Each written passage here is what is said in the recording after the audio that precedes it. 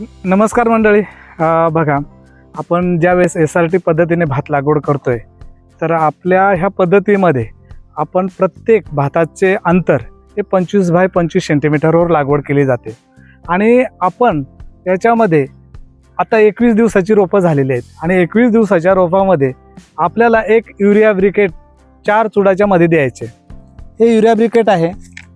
या युरिया ब्रिकेटमध्ये तुम्हाला diammonium phosphate 60% अधिक युरिया 40% असं याचं मिश्रण केलेली एक गोळी असते आणि ती आपल्याला ह्या 4 चुडाच्या मध्ये एक गोळी द्यायची. पण त्याच्या अगोदर आपलं शेत तणरहित असावं, म्हणजे आपल्या शेतामध्ये गवत नसताना आपल्याला कायमचं एक गोळी द्यायची. तर ती द्यायची कशी मित्रांनो?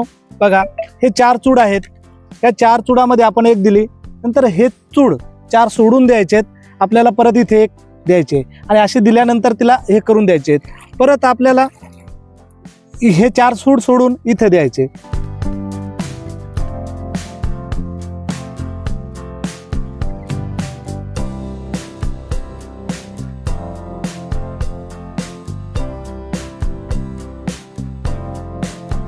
याप्रमाणे आपल्याला युरिया ब्रिकेट हे खत SRT मध्ये एकच वेळी द्यायचं आहे. स्क्रीनवर दिलेला नंबर SRT ऑफिस असा सेव्ह करा आणि हाय किंवा SRT असा मेसेज पाठवा व माहिती मोफत मिळवा. धन्यवाद.